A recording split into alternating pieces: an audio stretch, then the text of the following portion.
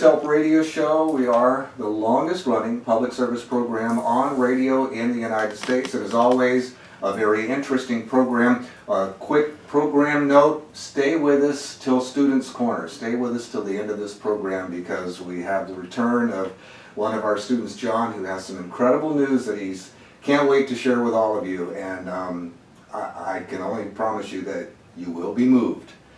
So stay with us on the Here's Help show. Now, our first guest this morning, William Pachaki, who is the pet health guru. He is with Fiesta Pet Deli. And William, welcome to the Here's Help radio show. Thank you for having me. Well, it's a pleasure to have you. You have a whole lineup of pet products here that we're going to talk about, and we're going to talk about pet nutrition and pet care. But first, give folks an opportunity to learn a little bit about you. Tell us where you're from originally. Originally, I'm from Buffalo, New York.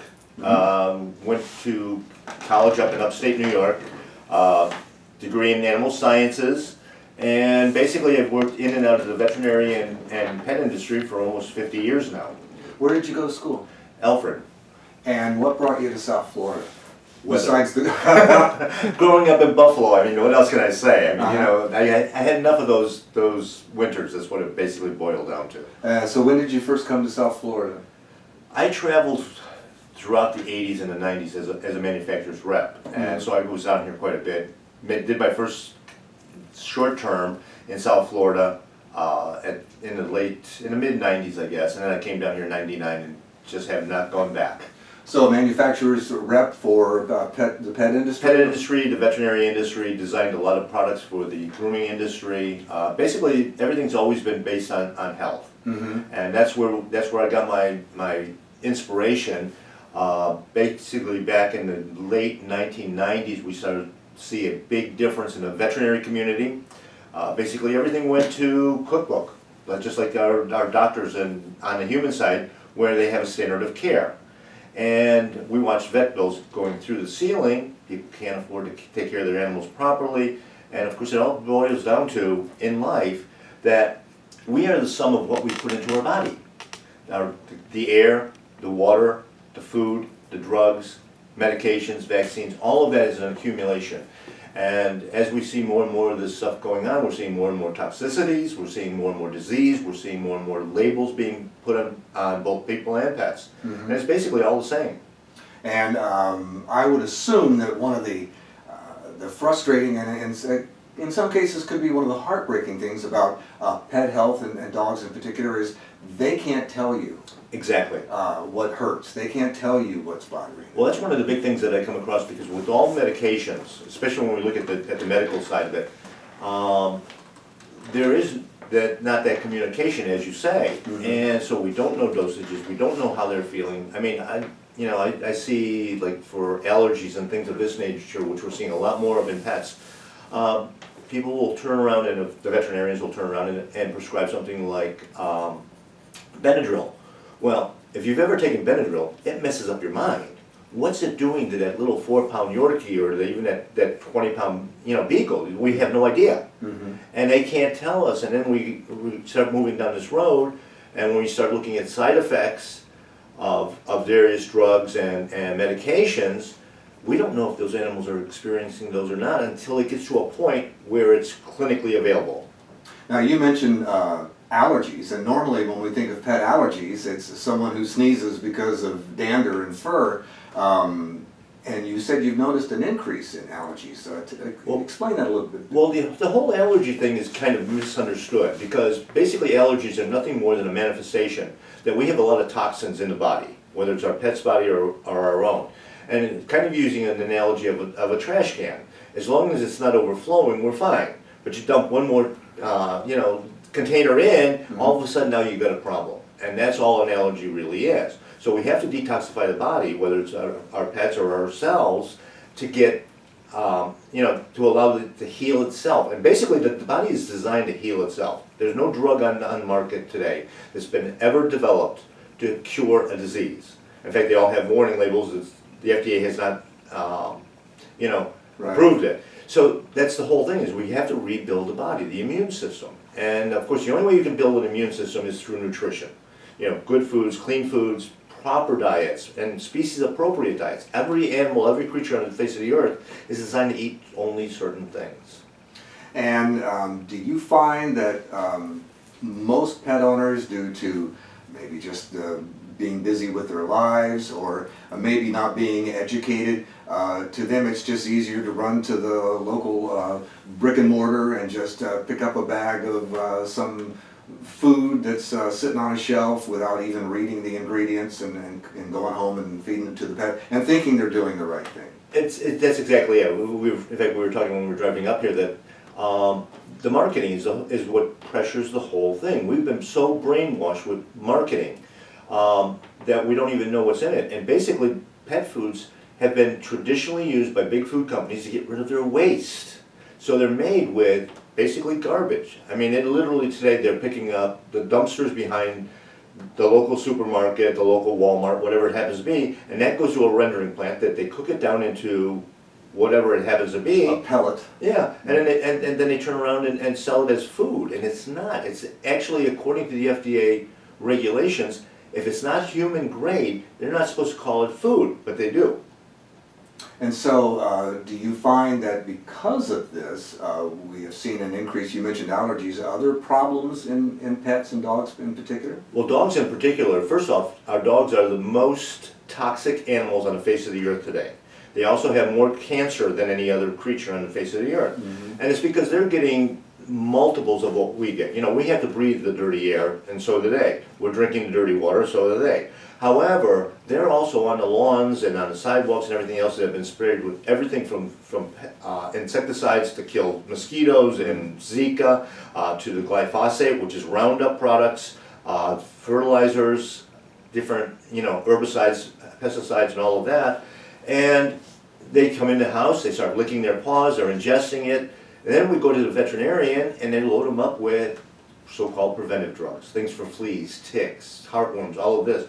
So they're just the most toxic animals on the face of the earth now. And we see case after case after case of cancer. The good thing about it though is the body does replace all those cells. So it is reversible, it's not a death sentence, we can change it all. And with drugs, there's always side effects. That's right. Yeah, when we look at, we do a lot of things, of course, with natural herbs, botanicals, and just nutrition itself, good species appropriate, clean foods, and we watch tumors literally fall off of animals. Wow. I mean, go away, and lead a normal, longer life again. It's, like I say, it's all about building it up. I heard something recently that was interesting. The only cure for cancer is health. That's very good. Now, we talked a little bit about pet health and about you coming to South Florida, and somewhere along the line you were inspired to form the Fiesta Pet Deli. Tell us when that was and what was we kind of get the idea of the inspiration. Right, we've been open now we're in our 13th or 14th year, I can't even remember anymore. It's just been a whirlwind. Well, basically, back in the late 90s, I started to see that change, like I said, in the veterinary field, where it used to cost you $100 to keep an animal, and now it's $500 to walk in the veterinarian's office when you walk in. Right. And we started looking at what's going on, and I was actually looking at different supplements and things of that nature, and it boiled down to that they're carnivores. They're nothing but fun. Our dogs are nothing but funny-looking wolves. Our cats are nothing but jungle cats. And what do they eat in nature? Meat, animal products. They're not eating carbohydrates. And so it ended up that we started a deli, fresh foods. I fed only to my own animals, whatever I would eat, and I try to eat as clean as I can. So therefore, it just, it made sense. We had to start basically a meat store. Mm-hmm. Now, we talked about dogs and cats also, so yes. You're also interested in nutrition for cats as well? Well, I'm across the board. I mean, I do species-appropriate diets, and I always have, with dogs and cats, they're both carnivores. Dogs are more opportunistic, they're more of a scavenger. Well, you don't know my cat. I mean, I've worked with reptiles, I've worked with birds a lot. I did a couple of years working with large cats and wildlife as well. So I've basically taken what I could find in nature, and that's what we applied to Fiesta Pet Deli, and of course our Bio Complete line of products, because one of the things, like, we're looking at carnivore, they eat meat. Well, when I started looking at the botanicals, it's like, okay, we know that water had a big deal to do with overall health. Well, they don't drink out of Zephyr Hill bottles. They're drinking out of puddles, and those puddles are nothing more than herbal teas, and that's where the botanicals come in, because they will actually seek out different puddles that have quite often self-medicating properties. Let's talk about obesity in pets. Well, that's very simple to correct.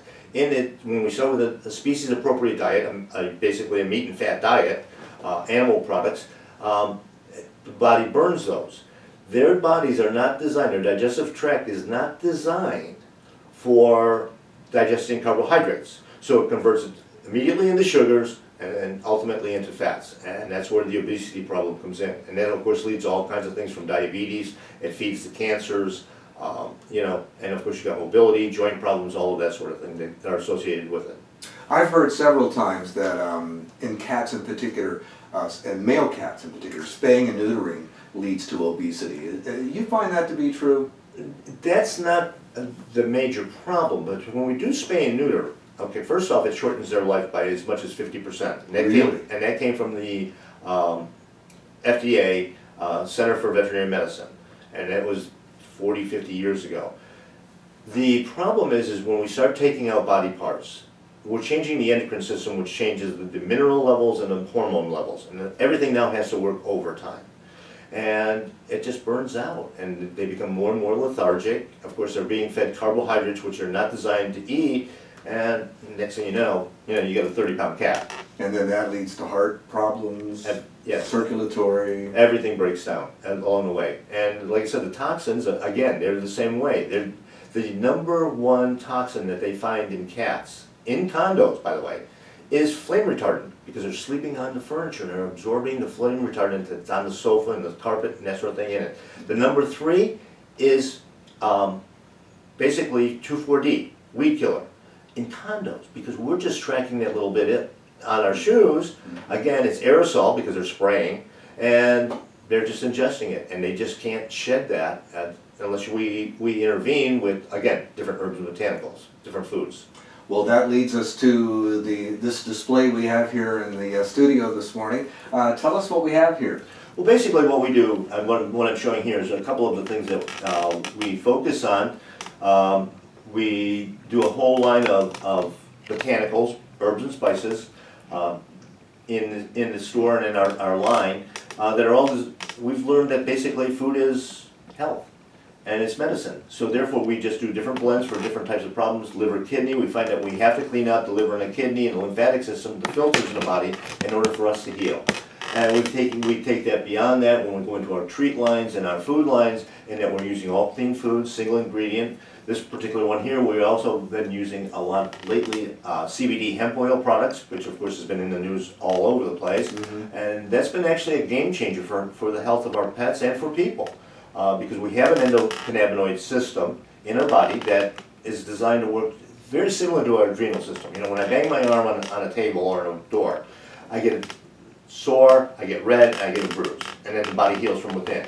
The endocannabinoid system does exactly the same thing, but not targeting trauma, but inflammation. So when we actually produce CBD in our body.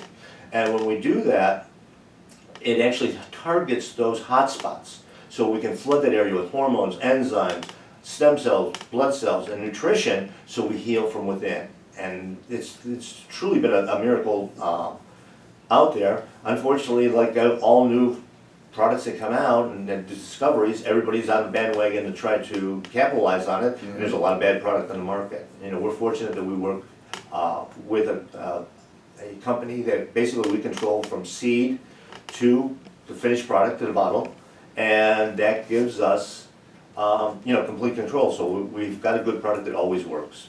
You mentioned hemp. Now, of course, here at Here's Help, we see kind of the downside of sometimes what happens when young men get involved in marijuana, but there is a very upside, and we're learning more and more about the properties of hemp.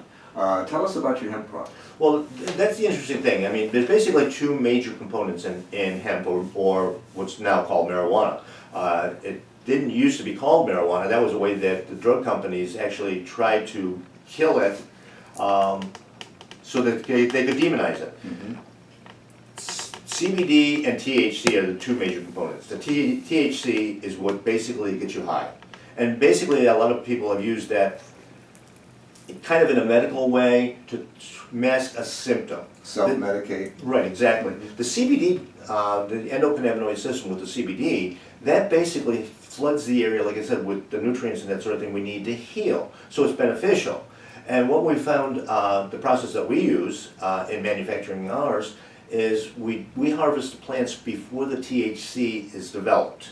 So we're using young plants, we're using a full spectrum plant so that we're getting all the benefits. Because when we do extractions of different components, and this is true with essential oils as well, we're limiting our basis of healing on just that one component. That's what drug companies are looking for. They're looking for one component. But we find that in nature, it's the sum of the product that actually brings everything together.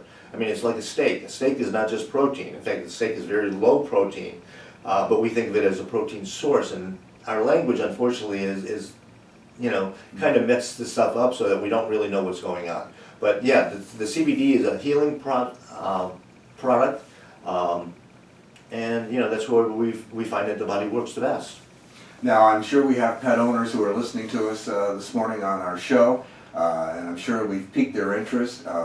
Is there a website that folks can go to look over your products? We have a whole host of them, but fiestapetdeli.com is our primary. They can also call our store. That's 954-971-2500.